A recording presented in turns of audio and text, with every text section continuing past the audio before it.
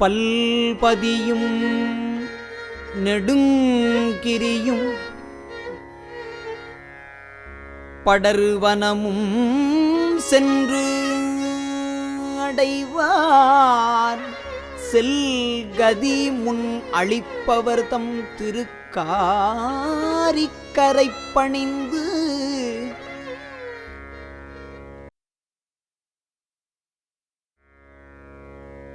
பல்பதியும் நெடுங்கிரியும் படர்வனமும் சென்று அடைவார் செல்கதி முன் அளிப்பவர் தம் திருக்காரிக்கரை பணிந்து பல்பதியும் நெடுங்கிரியும் படர்வனமும் சென்று அடைவார் செல்கதி முன் அளிப்பவர் தம் திருக்காரிக்கரை பணிந்து. சைவ அன்பர்கள் சித்தாந்த கொள்கைகளை வகுத்து தனிமனித சமுதாய வாழ்வுக்கு வழிகாட்டியவர்கள். நல்ல வாழ்க்கை, தரமான ஒரு வாழ்க்கை. ஏன்னா பெற்றோர்கள் பேசும் மொழியை குழந்தை பேசுது. அதனால் அந்த ஒரு செயல்பாடு, இறை வழிபாட்டில் அந்த செயல்பாடு வரும்போது தானே அது சாத்தியமாகும். இல்லைன்னா சாத்தியமாகுமா? அது குறைபாடு வரும் தானே. அதனால் பெற்றோர்கள் என்ன மொழியை பேசுகிறாங்களோ அந்த மொழியை குழந்தை பேசுது. இது இயற்கை தானே. துள்ளி திரிகின்ற காலத்திலே என் துடுக்கடைக்கு பள்ளிக்கு வைத்து அனுப்பிலேயே தந்தையாகிய பாதகனே. இது ஒரு தனிப்பாடல் தான். துள்ளி திரிகின்ற காலம், ஒரு சின்ன வயசு. சரி, துள்ளி திரிகின்ற காலத்திலே என் துடுக்கடைக்கு, எப்படி ஒரு காளை மாடு, பசு மாட்டுக்கு மூக்கணாங்கயிறு குத்த மாட்டாங்க, காளை மாட்டுக்கு மூக்கணாங்கயிறு குத்துவாங்க. ஏன்? அது ஏறு ஓட்டணுமே, வண்டி ஓட்டணுமே, செக்கு இழுக்கணுமே, அது மூக்கணாங்கயிறு. அப்போ என்ன ஆகுது? நீ வலது பக்கம் போகணும், இடது பக்கம் போகணும், வேகமாக போகணும், மெல்ல போகணும், அதெல்லாம் உணர்த்துவதற்கு மூக்கணாங்கயிறு இருந்தால் தானே. துள்ளி திரிகின்ற காலத்திலே என் துடுக்கடைக்கு பள்ளிக்கு வைத்து அனுப்பலியே தந்தையாகிய பாதகனே அப்படின்னு சொல்லி தந்தையை ஒரு தனிப்பாடல். எப்படி நம்ம ஔவையார் காடாகு ஒன்றோ நாடாகு ஒன்றோ அவளாகு ஒன்றோ மிசையாகு ஒன்றோ எவ்வழி நல்வழி ஆடவர் அவ்வழி நல்லை வாழிய நிலனே சொல்றாரு இல்லையா? ஆண் மக்கள் நல்ல ஒரு குடிமக்களாக வாழும்போது, இப்போ சேஞ்சலூரில் நம்ம சண்டீசனுடைய அப்பா என்ன ஆச்சு? எச்சதத்தன் பிள்ளையை பெற்று பெருமை அடையும்படியான தவம் செய்தவள் யாரு? பவித்ரை. ஆனால் அவங்க அப்பாவுக்கு இல்லையே, சண்டீசனுடைய அப்பாவுக்கு இல்லையே. சிவபூஜைக்கு வச்சுங்கிற காலில் ஏற்றி வச்சுக்கிறாப்புல. அது என்ன ஆச்சு? அந்த மாடு மேய்க்கிற கொம்பு எடுத்து ஒன்று போடுறாரு, அது மழு ஆயுதமாக மாறி அங்கே குறைபாடு வந்தது எட்டதத்தனுக்கு. அதனால் ஒரு தந்தை செய்ய வேண்டிய பணி என்ன? நம்முடைய குழந்தைகளுக்கு கல்வி கற்கும் வயதில் கல்வி கற்கணும் இல்லையா குழந்தைங்க? அதுக்கு உண்டான ஏன்னா அது துள்ளி திரிகிற காலம். அந்த துள்ளி திரிகின்ற காலத்தில் துடுக்கு அடக்கி சொல்ல வந்ததை சொல்லணும் இல்லையா? அடி மேலே அடி அடித்தா அம்மியும் நகரும். எதுக்கு சொன்னாங்க? சொல்ல வந்த கருத்தை சொல்லணும். சொல்லாமையே விட்ட நம்ம சொன்னால் இவங்க கேட்பாங்களா, நம்ம சொன்னால் இவங்க கேட்பாங்களான்னாக்கா பெரியவங்கெல்லாம் சொல்லியிருக்கிறாங்களே நம்முடைய ஆண்டோர்கள் சான்றோர்கள்லாம். சைவ அன்பர்கள் சித்தாந்த கொள்கைகளை வகுத்து தனி மனித சமுதாய மேம்பாடு வாழ்வுக்கு அது மேன்மையான ஒரு பண்டும் இன்றும் என்றும் நம்முடைய சைவ சமயத்தில் அத்தனை சிறப்பு. இறை வழிபாடு நம்ம 63 நாயன்மார்கள் எப்படியெல்லாம் இறை வழிபாடு செஞ்சுருக்கிறாங்க. சங்கம வழிபாடு, குரு வழிபாடு, லிங்க வழிபாடு. அது நம்ம உதாரணமாக சொல்லணும்னாக்கா சங்கம வழிபாட்டில் விரண்மெண்ட நாயனார் சொல்லலாம். ஏன்னா அடியார் கூட்டத்துக்கு நம்ம என்ன பண்ணுறோம்? அடியாரை மதிக்கணும் இல்லையா? சிவனடியாரை மதிக்கணும் இல்லையா? சுந்தரர் அப்படியே நேராக போய் பெருமானை வணங்குறார் திருவாரூரில். விரண்மண்ட நாயனார் அடியார் கூட்டத்துக்கு வலியுறுத்துகிறார். அந்த அடியார் நட்பு அவசியம், சங்கம வழிபாடு அவசியம் என்று சொல்லுகிறார் விரண்மண்ட நாயனார். குரு வழிபாடு நம்ம அப்புயடிகள் திருநாவுக்கரசு சுவாமிகள் குருவாக மேற்கொண்டார். அந்த குரு பக்தி திங்களூரில் சரி, லிங்க வழிபாடு நம்ம கண்ணப்ப நாயனாரை சொல்லலாம். எத்தனை எத்தனை அந்த கண்ணப்ப நாயனார் வந்து அந்த உடுப்பூரில் பிறந்த கண்ணப்ப நாயனார் என்ன அழகா சொல்றாரு. அத்தனை சிறப்பாக கண்ணப்ப நாயனாருடைய ஒரு வரலாறு நினச்சி பார்த்தோம்னாக்கா எத்தனை எத்தனை பெரிய புராணம் அது. சேக்கிழார் பெருமான் அழகா சொல்லுவார் அந்த அன்பு பற்றி. சுவாமிக்கு வந்து அந்த இடத்துல பாருங்க, தாய் பசுவா யாரு? கண்ணப்ப நாயனார். கன்று குட்டியாக சிவபெருமானாரை நினைக்கிறார். எப்படி காட்டு தனியாக விட்டு ஒன்று போவனானு அப்படின்னு சொல்றாரு. ஏன்னா நல்ல செயல்பாட்டுக்கெல்லாம் துணையாக இருந்து நம்முடைய திருமுறை ஆசிரியர் எப்படியெல்லாம் சொல்லமோ. ஏன்னா ஒரு முதல் வகுப்பு குழந்தைக்கு 4 3 7ன்னு சொன்னால் புரியாது. அங்கையில் ஐவிரல் அஞ்செழுத்துமே ஞானசம்பந்தர் சொல்கிறார் இல்லையா? 1 மூடிக்கோ 4 காமி, இதில் 2 மூடிக்கோ 3 காமி, வரிசையாக என்னடான்னு சொன்னால் அந்த குழந்தை முதல் வகுப்பு குழந்தை புரிஞ்சுக்கும். 4 3 7ன்னு சொல்லும். அதுபோல் திருமுறையை வந்து நம்ம வந்து மனசில் உள்வாங்கி வாழ்க அந்தனர் வானவர் ஆணினம், வீழ்க தன்புணல் வேந்தனும் ஓங்குக, ஆழ்க தீயது எல்லாம் அரண்நாமமே, சூழ்க வையகமும் துயத்தீரவே. முதல் 3 திருமுறைக்கு ஆசிரியர் திரு ஞானசம்பந்தனுடைய பாடல் வரி. வாழ்க அந்தனர். அந்தனர் என்றால் யார்? அறவோர்கள் அந்தணர்கள். சிவ வழிபாடு செய்கிறோம் இல்லையா? அறவோர்கள் அந்தணர்கள். சிவ வழிபாடு செய்வது என்பது காட்டில் வாழும் விலங்குகள் கூட சிவ வழிபாடு செய்திருக்கின்றனவே. காட்டில் வாழும் விலங்குகள் கூட சிவ வழிபாடு. எறும்பு வழிபட்டு இருக்குது. குரங்கு அணில் முற்றம். நம்ம செய்யாறு பகுதியில் குரங்கு அணில் முற்றம். குரங்கு அணில் முற்றம் என்றால் காகம். இதெல்லாம் வழிபாடு பண்ணி இருக்கின்றன என்று சொன்னால் பாருங்க. இந்த சிவராத்திரி இரவு, இந்த வருடம் வந்து சிவராத்திரி இரவில் இந்த பகுதி வந்து திருக்காரிக்கரை என்பது இந்த இடத்துல நம்ம சுவாமியுடைய திருவருள் பார் எப்படி அமைஞ்சிருது. அந்த பல்பதியும் நெடுங்கிரியும் படர்வனமும் சென்றடைவார் செல்கதி முன் திருக்காரிக்கரை பணிந்து என்று சொல்லுவார் சேக்கிழார் பெருமான் பெரிய புராணத்தில். இந்த மலை வந்து உயரமான மலை பாருங்க. ஒரு மலைக்கும் இன்னொரு மலைக்கும் அப்படியே மேலே சிவலிங்கமாக தெரியுது, கீழே அவளையாரா தெரியுது.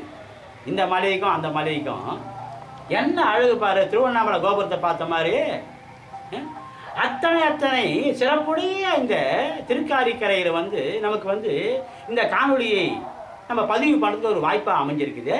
இறையருள் அத்தனை சிறப்பு பாருங்க. அப்படியே அந்த சிவலிங்க திருமேனி போல அந்த அமைப்பு, அந்த மலையினுடைய அமைப்பு அத்தனை சிறப்பானது. வாழ்க அந்தனர் வானவர் ஆணினம், வீழ்க தன்புணல் வேந்தனம் ஓங்குக. தன்புணல் என்றால் எது? அந்த குளிர்ச்சி. காடு சிரிக்குது. அந்த மழை வளம் மிகச்சரியா பாரு. ஏரி நிறைய தண்ணி இருக்குது பெட்டாட்டூர் ஏரியில். அந்த நேரத்தில் அந்த பெரிய காவாயிலேருந்து வந்து சிறிய சிறிய காவாய் வழியாக வந்து பயிருக்கெல்லாம் பாயுதே ஏரியில் தண்ணி இருந்தா. வாழ்க அந்தனர் வானவர் ஆணினம், வீழ்க தன்புணல் வேந்தனம் ஓங்குக. ஆமாம், நாட்டையே அரசாட்சி செய்யும் அரசன் நல்ல ஆட்சி கொடுக்கணும் இல்லையா? நல்ல அந்த சிவ வழிபாடு செய்யும் போது நல்ல ஆட்சி அமையும் இல்லையா? ஆழ்க தீயது எல்லாம், அந்த தீயது எல்லாம் முழுக வேண்டும்.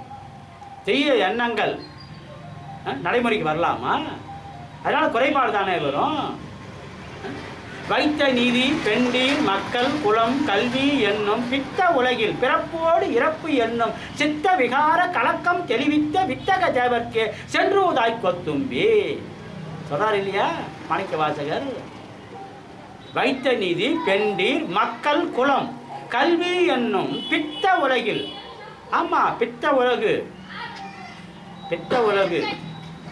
எது எல்லாம் நமக்கு உடன் வரும் என்றால் காதறந்த ஊசியம் கடைவழிக்கு வாரா சொல்றாரு இல்லையா? நம்முடைய பொருள் வந்து புனிதமான பொருளாக மாற வேண்டும். நமக்கு ஒரு 100 ரூபாய் வருமானம் வருதுன்னா அதில் 1 ரூபாய் சிவபுண்ணியத்துக்கு செலவு பண்ணும்போது பாருங்க எத்தனை அடியார் கூட்டாங்க உணவு அருந்துகிறார்கள். இந்த 2 நாள் விழா பக்த மார்கண்டேயர் நாடகம் மிகச்சரியா திருக்காரிக்கரையில் ஒரு சிவ வழிபாட்டுடைய பெருமையெல்லாம் வந்து அந்த நாடகத்தை பார்க்க 2 நாள் நாடகம் ஒரு இரவில் பாட முடியாது. அவ்வளவு அந்த பொருள் பொதிந்தது.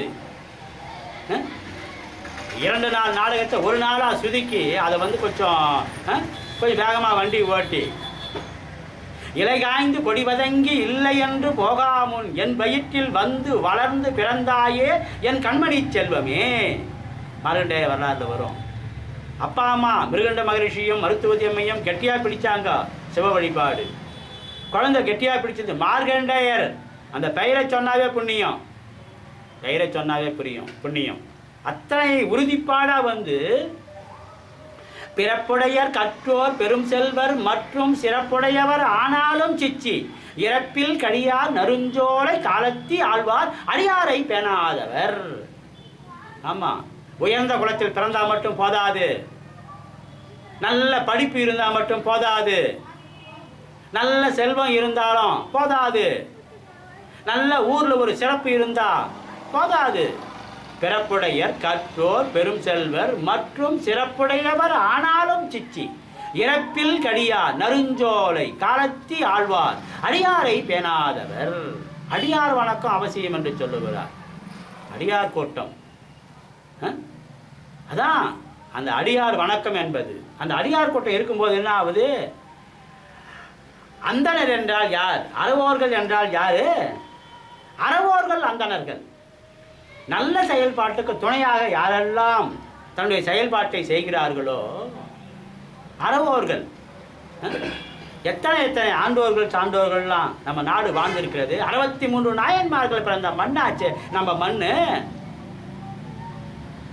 பெரிய புண்ணியம் இல்லையா? நாம் எதை தேடுகிறோமோ அது நம்மை தேடுகிறது. நம்ம கிராமத்தில் சொல்லுவாங்க, என்ன சொல்லுவாங்க? நாம் எதை தேடுகிறோம் அது நம்மை தேடுகிறது. பாருங்க, ஒரு திருமுறை புத்தகம் இருக்குதுன்னா, இப்போ 11ஆம் திருமுறை என்பது ஞான திறவுகோல்.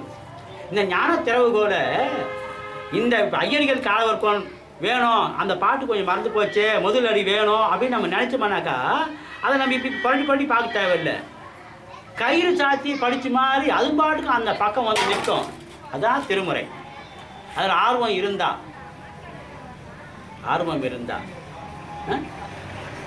அந்த ஆர்வம் எப்படி வரும்?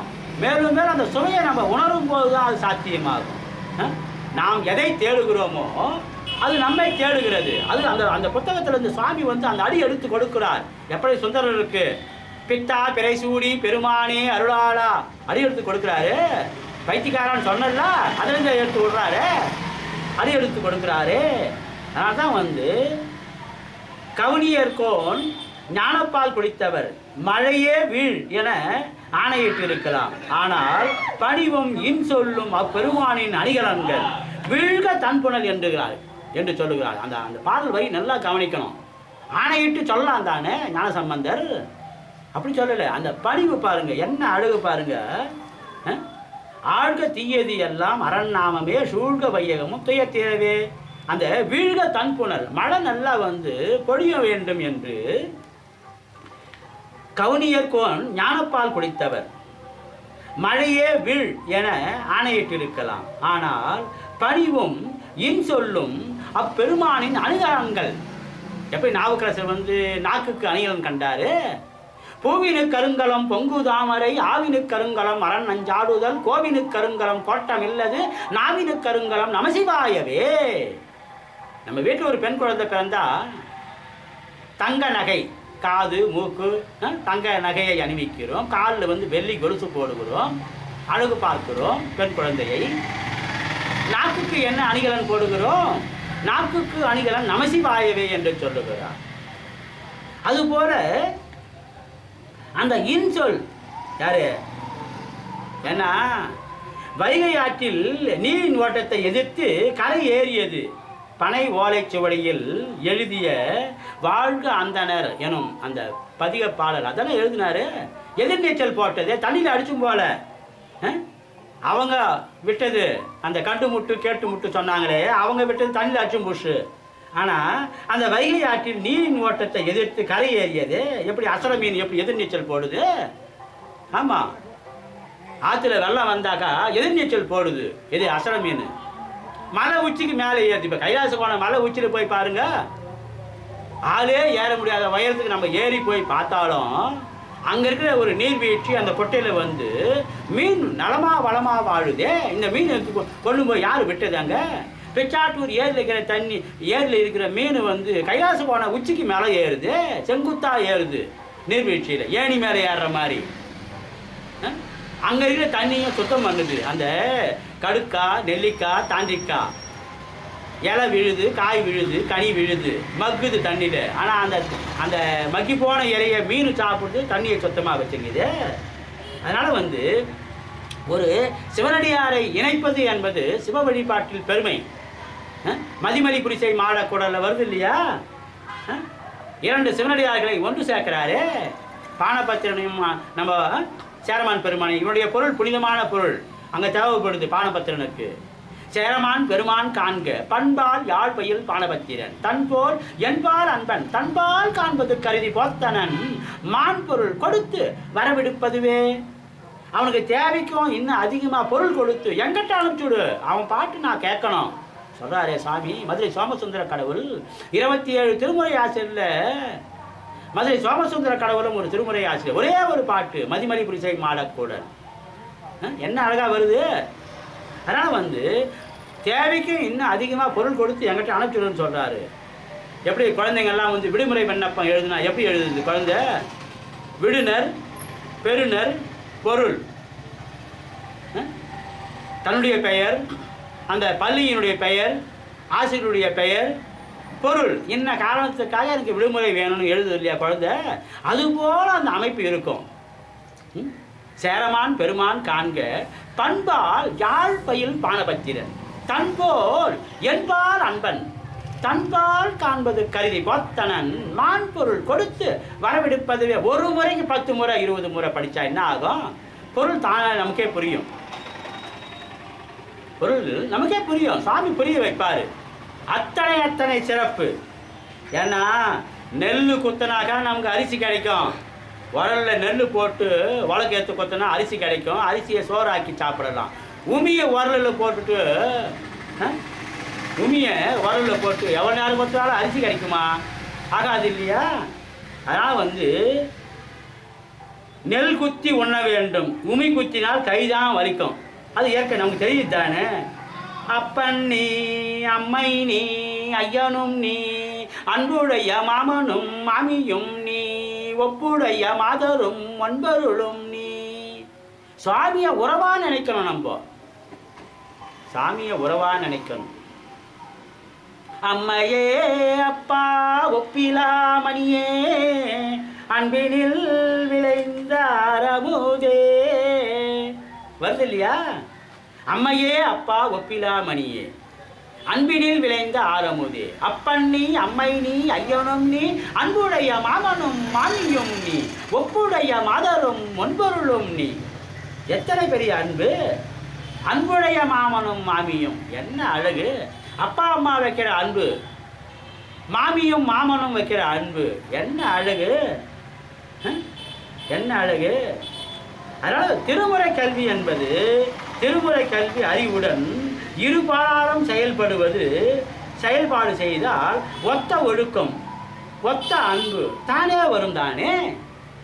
ஆமாம், ஒத்த அந்த அன்பு. எப்படி திங்களுவில் வாழ்ந்த அப்புதிகள் கணவன் மனைவியாக வாழ்ந்து குரு வழிபாடு மனமொத்த கருத்து இருந்ததுனால்தானே. சரி, அப்படி ஒரு சில குறைபாடுகள் இருக்குதா? இப்போ சேஞ்சூரில் பவித்திரை எச்சதத்தன் அந்த அம்மாவுடைய தவம், பிள்ளையை பெற்று பெருமை அடையும்படியான தவம் செய்தவள்.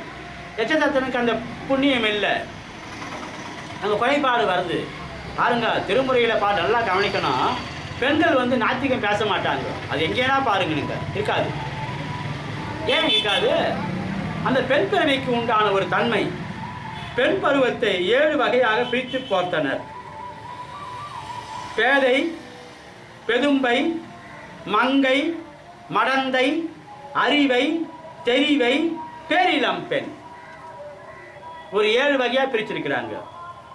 ஏன்னா இதெல்லாம் வந்து அறிவியர் இன்பம் முக்தி.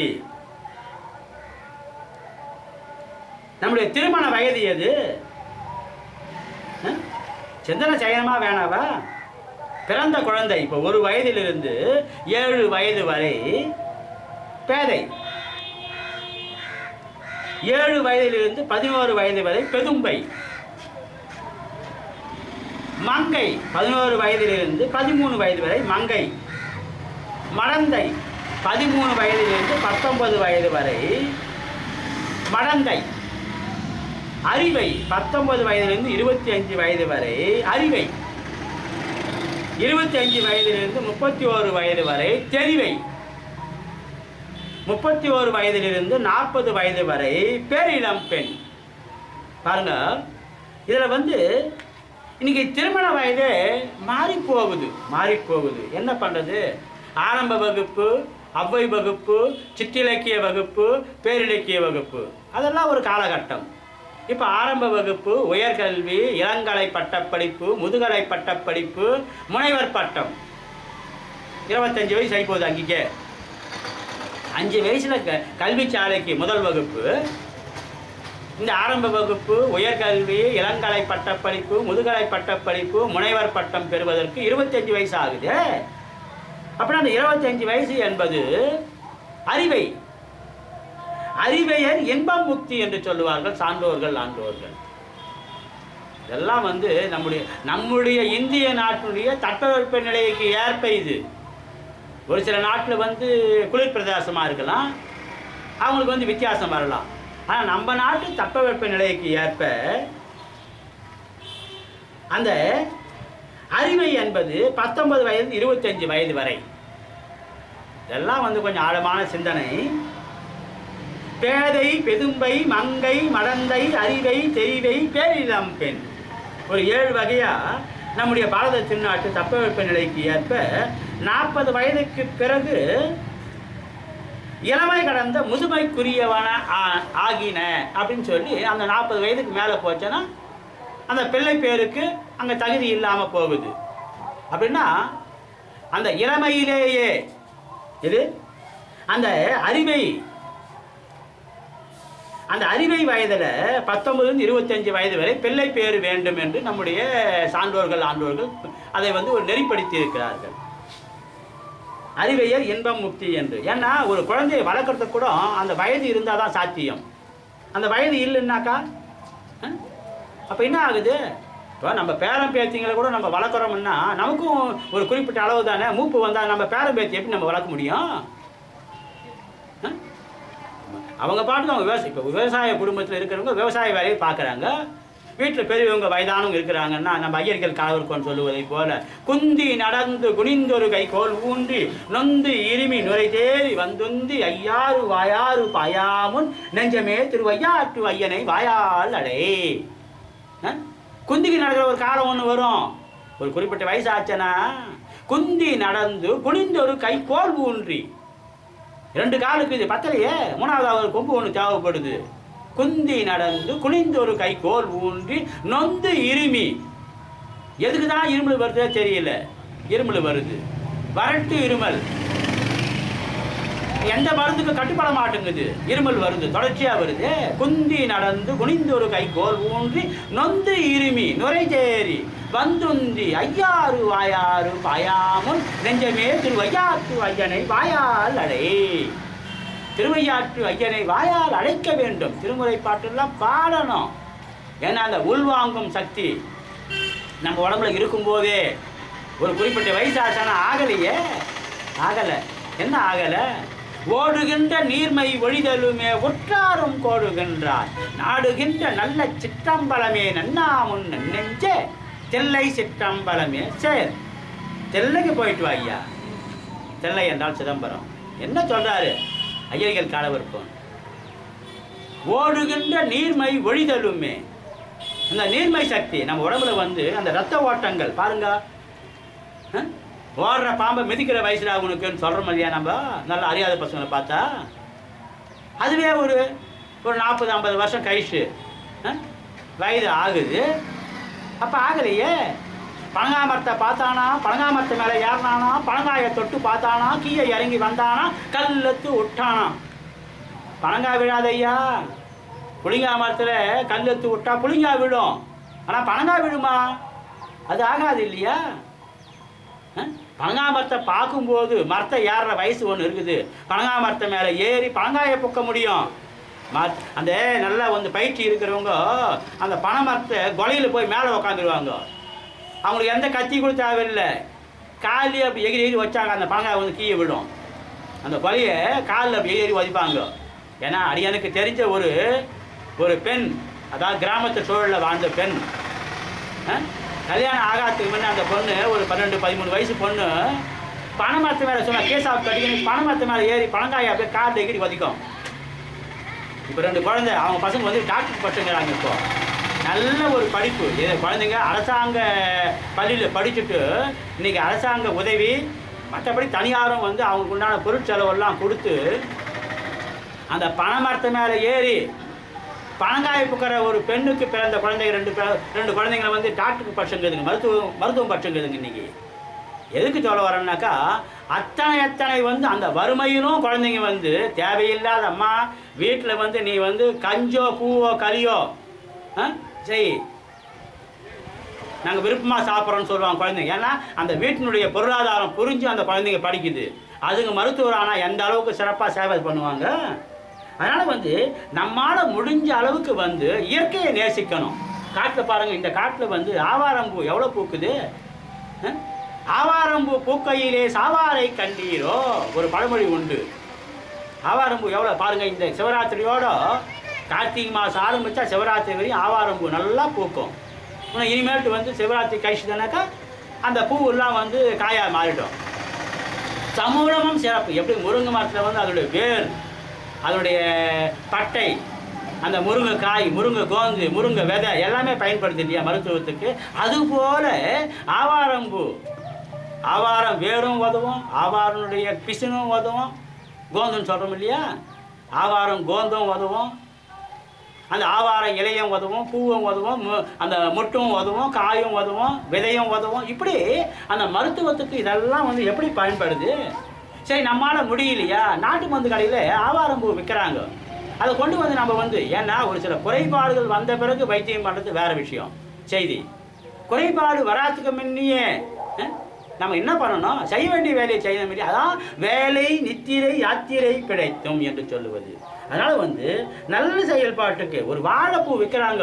100 பூ பூக்குதுன்னா வாழைப்பூ, ஒவ்வொரு கொலைக்கும் ஒரு பூ பூக்குது வாழைப்பூ. அந்த வாழைப்பூ வந்து 100 பூ பூக்குதுன்னா அதில் 10 பூ தான் நம்ம செலவு பண்ணுறோம். மீதி 90 பூ வந்து மண்ணோட மண்ணாக மக்கி போகுது. எப்படி மண்ணோடு மண்ணாக மக்கி போகுது. நம்ம பயன்படுத்தலாம் தானே. நம்ம வீட்டில் என்ன சமைக்கிறோம், வாரத்துக்கு ஒரு நாள் வாழைப்பூ சமைக்க முடியாதா நம்ம? நல்லது. இந்த வாழைப்பூலாம் நம்ம சமைச்சு சாப்பிட்டோம்னாக்கா நம்ம உடம்பு வந்து ஆரோக்கியமாக இருக்கும். பெரிய அளவில் இல்லை, 10 ரூபாய் 20 ரூபா அது கொண்டு வர, அந்த வாழை தோட்டத்துலேருந்து கொண்டு வர்றாங்க பாரு, அந்த கொண்டு வர்ற கூலி தான் அது. பெண்களுக்கு கருவக கோளாறு வராது. வாழைப்பூ வாரத்துக்கு ஒரு முறை வந்து, ஏன்னா எத்தனையோ குறைபாடு சொல்லலாம் துன்பம், வாரத்துக்கு ஒரு தடவை வந்து ஒரு வாழைப்பூ சாப்பிட்டா, ஏன்னா துவர்ப்பும் கசப்பும் நல்லது நம்ம உடம்புக்கு வந்து.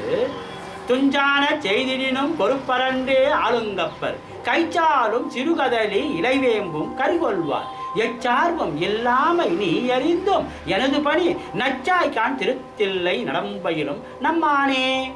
வேணாட்டடிக்கிற 9ஆம் திருமுறையில் அழகா சொல்றாரு. அந்த 2வது வரி பாருங்க, கைச்சாலும் சிறுகதலி இலைவேம்பம் கரிகொள்வார்.